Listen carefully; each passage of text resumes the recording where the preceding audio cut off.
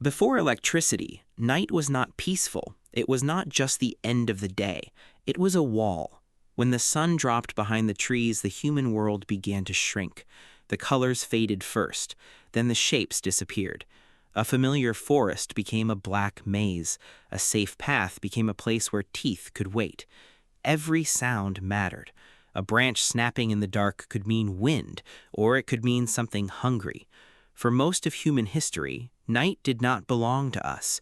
It belonged to cold, predators, insects, storms, and fear. So what did people actually do after sunset, before light bulbs, street lamps, phones, screens, and electricity? Because ancient humans did not simply go to sleep. They worked, they watched, they repaired, they cooked, they whispered stories into the dark. They protected children, they guarded fire, and sometimes they stared into the flames like the fire was the only thing keeping the world alive. Long before electricity, the most important object at night was not a bed, it was fire. Fire was warmth, fire was light, fire was a warning, fire was a weapon. Around it, the camp became a tiny island in an ocean of darkness. Beyond the glow, the world still moved. Eyes flashed between trees. Somewhere far away, an animal cried out, and every head near the fire turned. The night began with work. As daylight faded, hands moved faster. Meat had to be cooked before it spoiled. Roots had to be cleaned. Bones had to be cracked. Sparks had to be protected from the wind. Wet wood had to be pushed close enough to dry, but not close enough to smoke everyone blind. Nothing was casual. A dying fire could mean a cold night. A cold night could mean sickness. Sickness could mean weakness. Weakness could mean death. So one person watched the flames. Another fed small sticks into the heat. A hunter checked a spearhead under orange light. An older hand sharpened stone with slow, patient strikes. Children stayed close, wrapped in rough hides, watching shadows jump across cave walls like living things. After sunset, the camp did not stop. It changed shape. During the day, feet moved across open land. Bodies hunted, gathered, carried, climbed, and searched. At night, everything came inward. The fire pulled people close. The circle became the safest place in the world. Inside that circle, tools were repaired. Broken spear tips were replaced. Scrapers were cleaned. Stone flakes were sorted. Animal sinew dried beside the fire. Plant fibers twisted into rope. A dull blade found its edge again. These were not hobbies. These were tomorrow's survival. A spear repaired at night could bring food at sunrise. A sharp blade could remove hide from an animal before the meat went bad. A strong rope could hold a shelter together when rain arrived. Every small task mattered, because the next day would not forgive laziness. Food also changed after dark. The smell of roasted meat drifted into the trees. Fat hissed on hot stone. Smoke climbed into the black air. Some food was cooked to eat immediately. Some was smoked slowly for later. Some was buried near coals. Some was placed where animals could not reach it.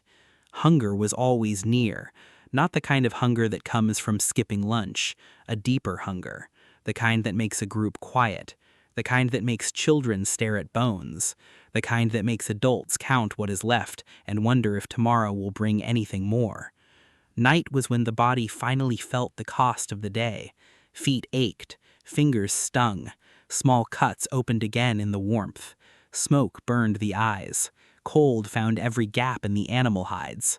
A person who looked strong at noon could tremble after sunset. So the fire became medicine too. Not medicine in the modern way, medicine through warmth, through cooked food, through rest, through another body sitting close enough to share heat. Ancient night was not romantic, it was practical. People stayed close because the cold was real. A child curled near an adult because warmth could save them. A wounded hunter sat nearer to the flames because pain grew sharper in the dark.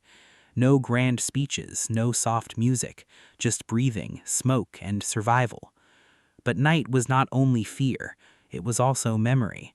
Around the fire, stories became powerful. A hand pointed toward the dark tree line. A voice described the animal that almost killed them. Another voice remembered where the river bent. An elder showed children how a paw print looked in mud. Someone acted out the movement of a deer. Someone else warned about a place where the ground swallowed feet after rain. Stories were not entertainment alone. They were maps. They were warnings. They were lessons wrapped in fear and wonder. Before writing, the night carried knowledge from one mind to another. A story could teach where berries grew, where snakes hid, which stars appeared before colder winds, and what sound a predator made before it attacked. In the dark, memory became survival technology. The fire also made humans imagine. They move like animals. They breathe. Shadows stretch across stone. A small hand became a giant shape on the wall. A skull near the fire looked alive for one terrifying second. On cave walls, animals appeared from stone. Under flickering light, those drawings could seem to move. Night turned caves into theaters. Fire was the projector. Stone was the screen. The human mind filled in the rest. Outside the firelight, someone had to watch. A camp at night was never fully asleep. The guard listened for footsteps, breathing, wings, rain, and cracking branches.